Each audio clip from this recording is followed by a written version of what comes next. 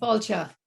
It's Michelle, Dr. Karen Ward, and I am very happy to be with you for this another edition of the Mind Your Precious Self series. And this one is all about increasing your self-worth. Now, there's a very interesting term, and to be honest, we bandy the word self-esteem, or indeed those two words, about quite a lot. But what does that actually mean? And most importantly, how does it relate to us personally? And of course, what can we do to increase our self-worth? Well, if we went to any number of dictionaries, they would say something like your self-worth is the value you place on yourself, or it's the opinion you hold about yourself, or it's a quality that you hold that either commands self-respect, self-esteem from others as well, or not, as the case may be. Are we born with bucket loads of self-worth? How do we lose it along the way? Or is it one of these traits that we pick up as we grow, especially from our formative years? And perhaps it is a quality that we learn how to harness and to increase exponentially as we get older. So let's explore how this is for us personally. How do you know what it is, and how do you know how much you have? Well, if we think of the very basic term, how do you value yourself? And we looked at a scale of 1 to 10, where 1 is very low and 10 is very high. How would you rate your self-worth? Are you a person of value? Are you somebody that others respect? Or internally, do you feel not whole, not all there, as though you could be more? If your score is anywhere from 7 to 8 to 9 to 10, well done. You're on par. I think if somebody said, oh, my self-worth was 10, you could be a little bit in denial, or you could be very much inflating your sense of self. Most of us are around 7, 8. And, sometimes we tip up to 9, but we do leave room for improvement, which is why we might not say, oh, I'm at a 10. If you're somewhere between 4, 5, 6, yeah, there's a lot of room for improvement, but, there is a basis there. But if you're anywhere under 3, well, then that's something that you need to look at sooner rather than later. Now that we know what self-worth is, let's look at how it can be affected and how a lack of it or less of it can be fostered in our lives without us realizing it. The interesting thing is, often we learn how to increase our self-worth by learning what affects it. So that sounds like a bit of a contraindication, but follow with me and perhaps this will all become crystal clear if I'm doing my job properly here. We are born tiny little creatures, and in an ideal world, both of our parents are there for us. They're in a loving relationship. They have good self-worth, and they pass it on to us. Does that sound like an ideal situation? Yes, it is, but we don't live in an ideal world. And we know now from extensive studies that often in utero, when we're floating about in our womb, whatever's going on externally affects us. Whether our parents are in a loving relationship, whether they're in a place that is unsafe, whether there's not enough money to go around, or there's loads of children, or they're nervous first-time parents. All of that is picked up because we're just literally a heartbeat away from what's going on externally. Our birth can come into it, because if we have a traumatic birth, then we're likely to have very worried parents, and perhaps even our mother is, we're taken away from her. And that can bring on an early sense of rejection. We're not getting that loving connection, that bond, as it's often referred to, as quickly as we should. And then, of course, we come home and maybe, as I said, there's nervous parents, or perhaps we are one down the line of children. Maybe there's 6 or 7. Perhaps there is some sort of abuse going on at home, maybe emotional or verbal or domestic or whatever. And that can really affect us, because in our little world as children, we think the world revolves around us, because it does at that tiny age.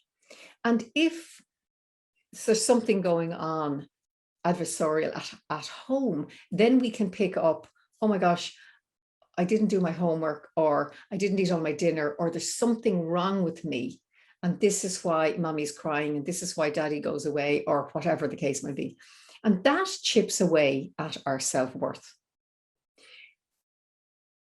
That's kind of a dramatic example, but even at a very basic example where mum and dad and the children seem to have a lovely middle-class existence, if there's any sort of tension between them, that alone can cause us as little ones to think, oh my gosh, I must be doing something wrong here, or why is daddy always angry when he's around me, or why is mummy nervous?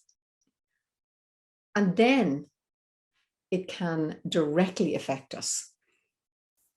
Many of us come from an era when children were to be seen, not to be seen, or to be seen and not heard. Was that the expression? So in other words, if we were exuberantly running around the garden full of joy as children, we might have been told to sit down, shut up, don't annoy me. And again, that dampens down our exuberance, our sense of worth. Like, oh my gosh, I must be doing something wrong. I'm in the wrong place. I'm in the wrong family. Why is everybody reacting like this to me? When all you're trying to do is be a child playing and full of joy.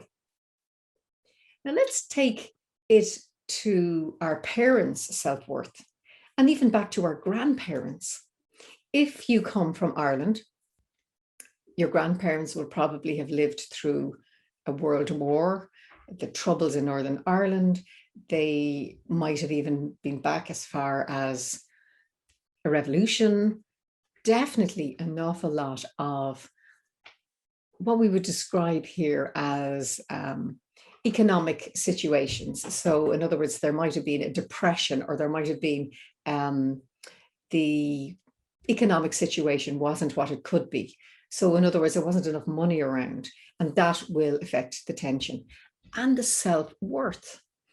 If any of us have had parents, a mother who was frustrated because she couldn't work, or a father who lost his job or wasn't promoted, again, that can affect their self-worth, and it comes down the line to us. And then, of course, there are siblings. So maybe we had a very outgoing older sibling who was a bit bossy, or maybe we had the mean child who lived next door who's a bit jealous of your Crawley doll, and then they commented on that. So again, all of these can chip away at us, particularly if we are of a sensitive nature. And we haven't even got to school yet. And of course, that's a whole other situation. Today, we are very lucky in the world to have such things as Montessori schools, Maria Montessori and Rudolf Steiner schools, where they really focus on each child's ability.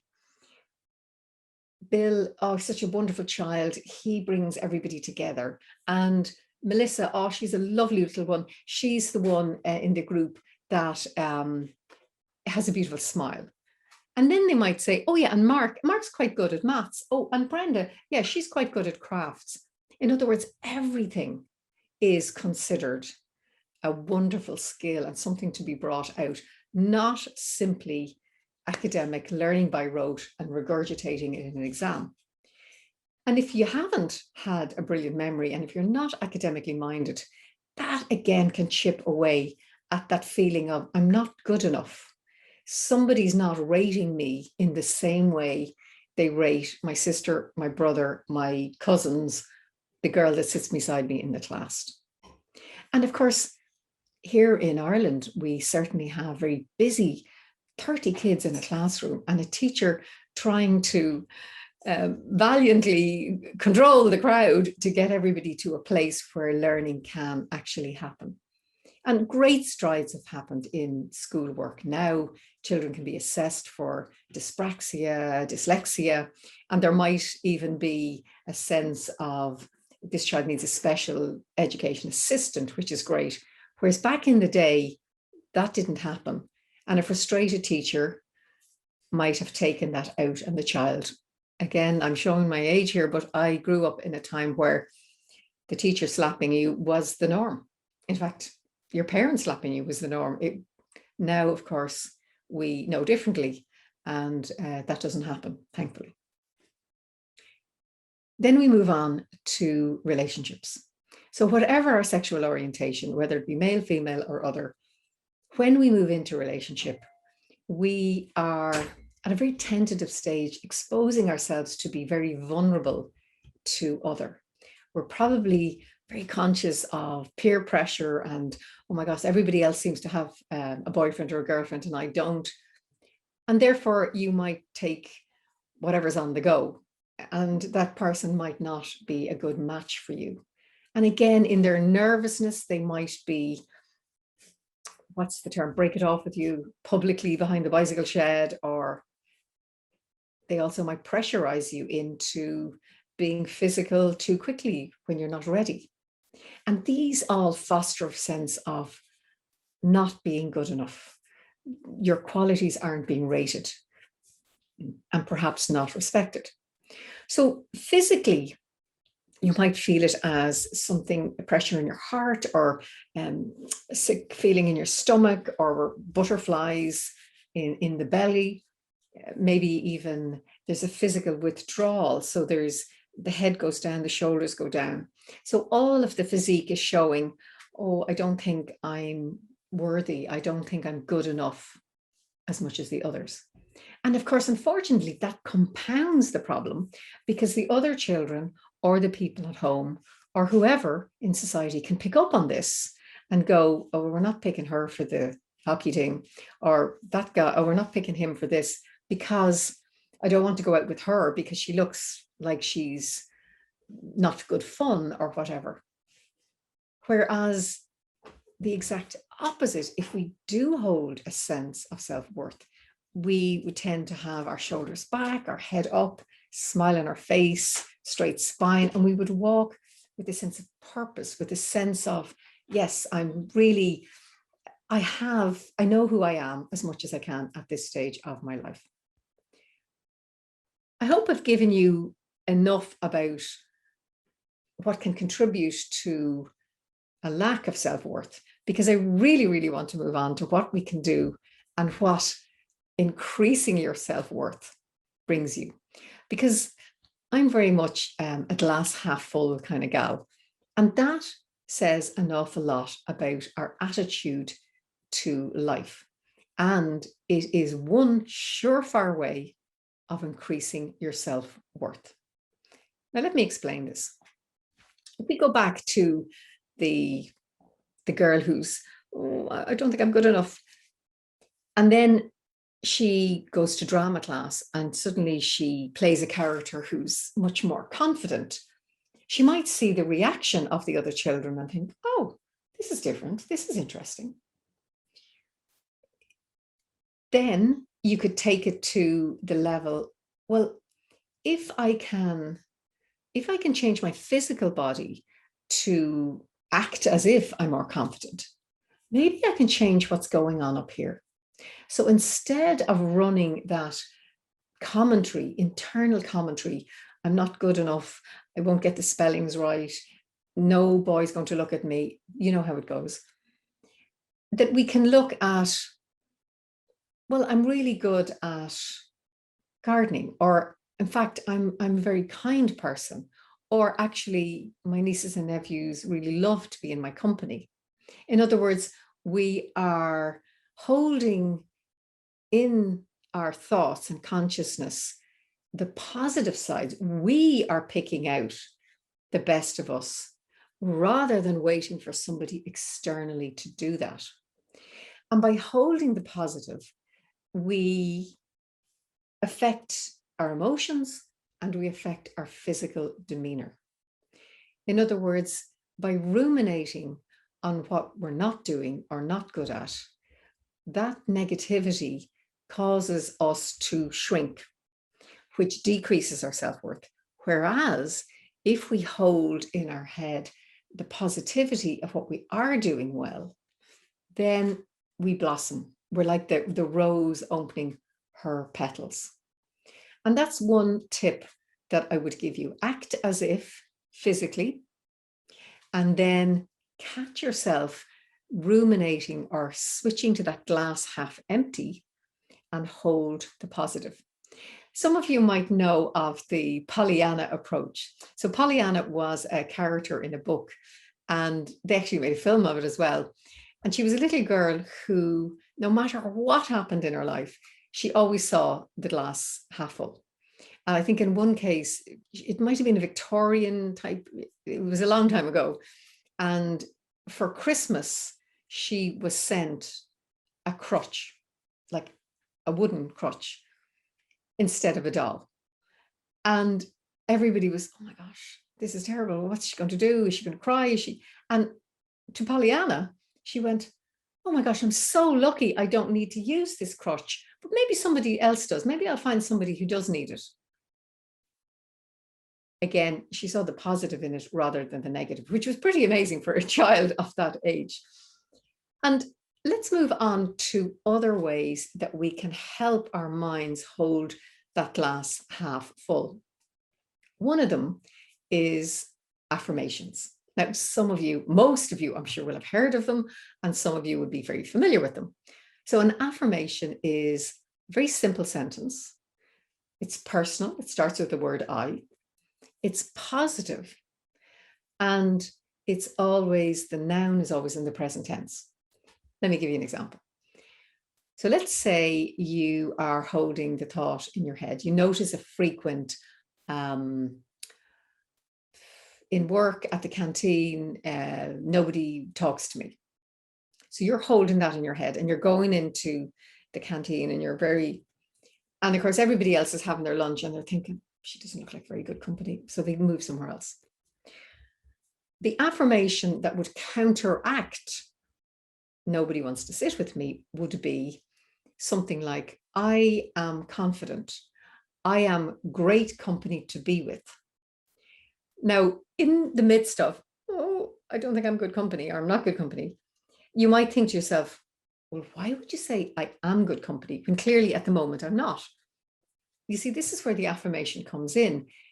It needs to be in the present tense so that it gloriously tricks our head into thinking, oh, so I'm confident now, and oh, I am good company, great. Because what we tell this glorious organic computer in our mind, guess what? It comes to pass. It's called the law of attraction. So what we hold, we attract. Now, that's either a very scary thought or an absolutely amazing thought. It sounds a bit airy-fairy, but you know what? It's simple. It's maths. It's simple physics, if you think about it. Like attracts like. Think of magnets. Like attracts like. Therefore, if your affirmation is, I am great fun to be with, and you tell yourself as maybe you're in the toilet washing your hands and you're preparing for lunch, I'm great company to be with, I'm great company to be with. And you might sing it in your head, or you might say it in a different language, or you might emphasize a different word. I am great company to be with. I am great company to be with. And then when you go into the lunchroom, you have the spine straight, the head up, and you're probably smiling to yourself thinking, what am I like saying this mad affirmation? But what will happen is the other people with their tray of food will look around and see this smiling person, and they'll think, oh, do you want to share that table there? Or they'll sit beside you and you'll think, oh my gosh, this is working. And that is bound to increase your self-worth. In other words, you've recognized there's something negative going on. You've done something to counteract it. And suddenly you're going from a 4 up to a 5, or even a 4.5, because you think, oh, actually, there's a sense of increasing your empowerment, because you have done something. Nobody's waved a magic wand. Nobody has given you the magic pill. You have actually been able to change the situation yourself. Now, we'll continue on with this law of attraction. I'm sure some of you are familiar with The Secret. And that, again, talks about keeping a very positive approach. Now, it doesn't mean that you are you deny and just block out completely anything that's gone wrong or any mistakes you've made. Not at all. You own them, you note what you're doing, and then you think, must remember not to do that again. You dust yourself off, and then you move forward. In other words, you let it go. You let it go. And then you'll notice that in those small ways, perhaps with the affirmations, or expecting, why would you not deserve what everybody else seems to have? Why would you not deserve the very best? You're a good person. You're doing your best in life. If that's hard for you to say, then look back to your formative years and think, why would I have picked up the sense that I'm not? Was it my mother, my father, a grandmother, or a step parent who looked after me? Was it a school teacher? Was it an older sibling or a cousin? Where did you, as a small child, somehow learn that you were not to be rated or respected? Because somewhere back there is going to be the reason. Now, that's good to have that awareness, but it doesn't mean that it's going to cloud your life forever. We need to move on. Here's an interesting thing that we psychotherapists and counselors and psychologists would know, that a normal part of the growing up process is that at some point we're going to blame, usually our parents, for the woes of the world. In other words, if things aren't going to plan, we're going to blame somebody else. It's much easier to blame somebody else. And whether you blame your parents for 5 minutes, 5 hours, 5 days, 50 years, or a lifetime, maturity means that we look at and say, well, do you know what? They did the best they could. It wasn't great. Maybe it was good some of the time. Maybe it was awful. But that was it. It's up to us to move forward. We have the power to change the dialogue going on here. And we can do it. It's not going to happen overnight, but it will happen. There's a phenomenon, I'm sure some of you know, in the sports world, that if somebody hits a tennis ball 10,000 times, then automatically they're going to be good. I mean, you can't do something 10,000 times and not pick up some sort of skill set in it.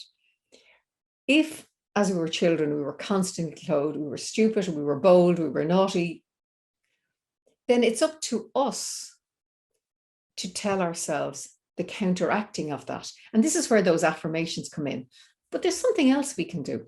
Think to yourself, where are you and who are you with when your self-worth is higher than at other times? Now, there's a very good question, because we might, my self-worth is really low all the time. When you're asleep?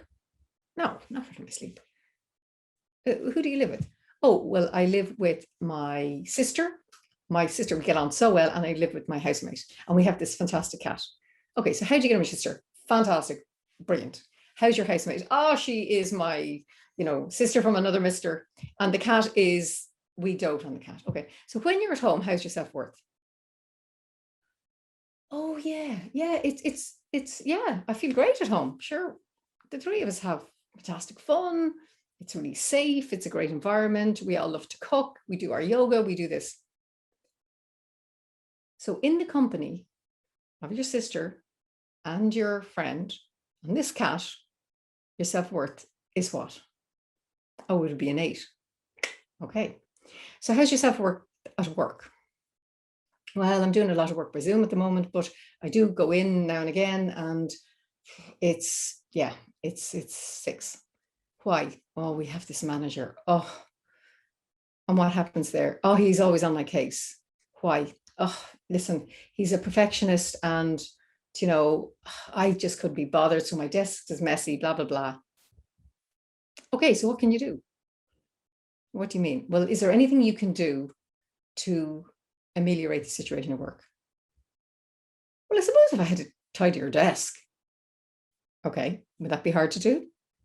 Well, it'd be a bit of work, but I could do it. Okay, and how would the boss be? Well, I suppose if I came in on time, he's a stickler for time. There you go. So you see, it can be within your grasp. This manager is watching everybody else come in on time. You're not. Everybody else seems to be doing, and your desk is a mess. In his world, he's not doing his job unless he makes sure that everybody is or seems to be doing their best. Now, you could come in late and still do amazing work, and you could have a messy desk and still be the top employee. But if it's really upsetting this particular person who has the ability to lower your self-worth, well, then in my world, it's worth making a bit of an effort. Or you could say, is the job worth it? Is there somewhere else you could work? Do you feel fulfilled by your work? There's a good question, because that will certainly have an effect on our self-worth. Who are you with and what are you doing? Oh, I've taken up sea swimming. I feel $1 million when I come out of the sea. Brilliant. How's your self-worth been since you became a dry rover? Actually, I would say it's increased. Bingo. Let's keep up that sea swimming. How is your self-worth when you go home to your family of origin? Oh, I revert back. I'm a confident woman. I'm out in the world. And then I go home and I become the geeky youngest child who everybody stepped over. Nobody rated. Nobody wanted to play with me. In other words, some work needs to be done in the home environment, the home of origin, the family of origin. And it might be sitting outside in the car or on the bike, taking a breath, psyching yourself up before you go in and recognizing I am not a young child here anymore. I'm an adult. I can bring that confident woman or confident man in with me. And that's going to make such a difference. Let me come on to an interesting concept here. When we talk about self-worth, it can be as though something has latched onto us that's dragging us down. And it might be we are carrying the weight of the world on our shoulders, or it's almost like she's looking daggers at me, or he broke my heart. Or sometimes there's almost like an invisible umbilical cord of a tie that binds us from an ex-partner who was demeaning in their language towards you, who gave the impression that you weren't good at something. It might be cooking, it might be whatever, telling jokes. And we walk forward in life, the relationship's over, we're not in the family of origin, or we're not at school anymore, but we're carrying the weight of it, or the broken heart, or those daggers, or that connection back to that not very nice partner. And we can, with our intention, but also even imagine ourselves like unplugging, cutting off that tie, healing our heart, taking out those daggers, shifting the weight off our shoulders. And we can do that perhaps in a visualization. You can do it in just when you're in that dreamy state before you go to sleep. Or you can have a talk with a trusted friend where you recognize what these might be. Or you can go to a professional, couple of sessions with a counselor or psychotherapist, or there's many holistic therapists who would work in this area as well. We're talking about energy therapy work here. session of Reiki, bioenergy. There are lots of us out there. And that could really give you the impetus to let go of the past, to choose, why am I thinking about that ex-boyfriend? He's not thinking about me. Why am I thinking about school or that? In other words, there's a healing taking place that allows you to increase your self-worth, to go, I am a good person. I deserve the best. And that's a lovely way of moving forward. Now, I'm not saying it's easy. It's part of life's journey, but it also is part of maturity. It's where we decide, do you know what? That happened, but I choose to move forward in a different way. And maybe like that Pollyanna approach, you're recognizing, gosh, so-and-so has a really hard life, or look at what's going on there. And they seem to be coping with it, or they seem to be able to forge ahead in some way. We don't know what they do at home. They could be crying their eyes out every night, or they could be sleeping for Ireland, England, Scotland, or Wales. Whatever works. They might be into yoga, Tai Chi, or whatever. But let me tell you a very interesting secret. Time and time again, we come across books or documentaries or TED Talks or some sort of conference where there are very highfalutin people who are top of their game. Now, they might be celebrities, politicians, they could be world leaders, they could be in anything. And there's common denominators when they share a little bit about their life.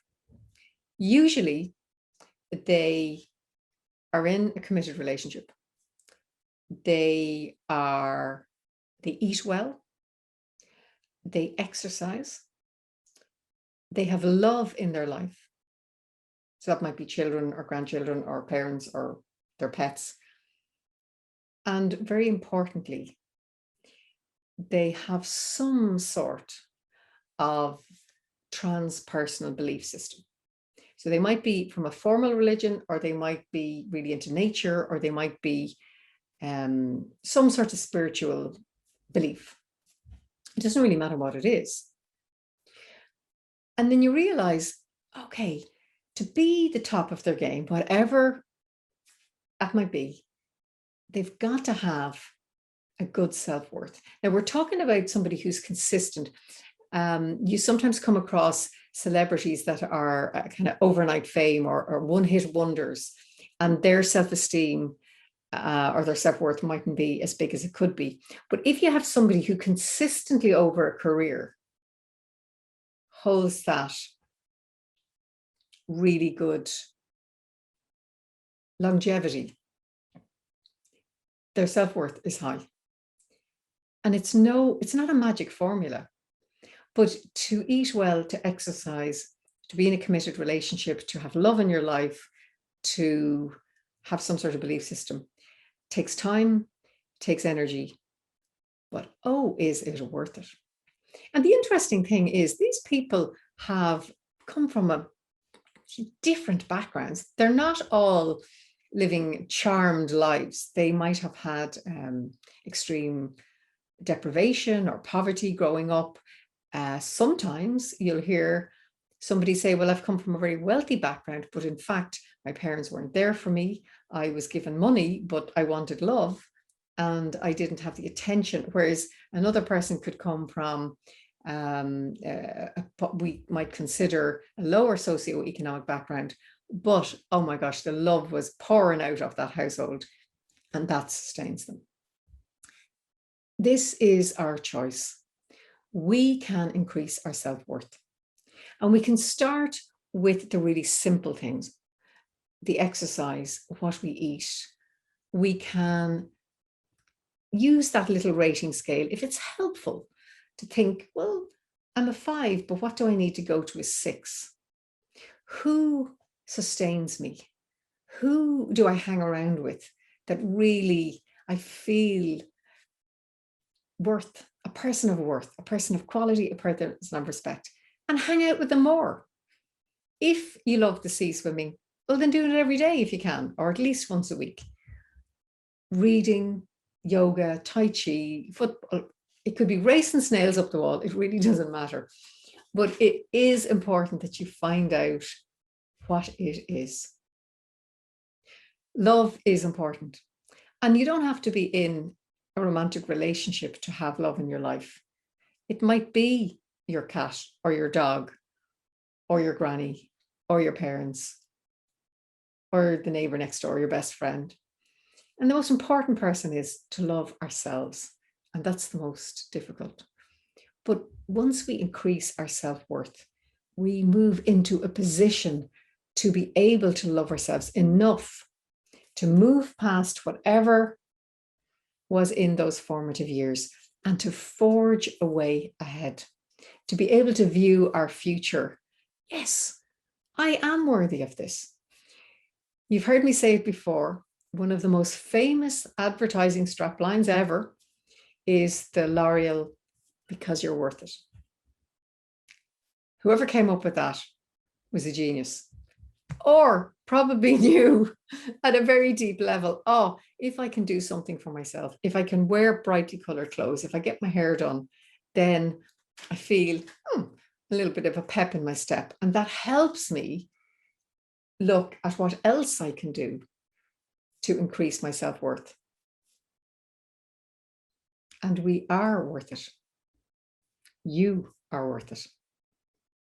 Mille buíochas, I really hope that was helpful. And even if there's only one thing that you take away from me sharing my many years as a counseling psychotherapist, as a holistic therapist, and as a woman in the world who's had to work hard to build up her self-worth. I look forward to the next time.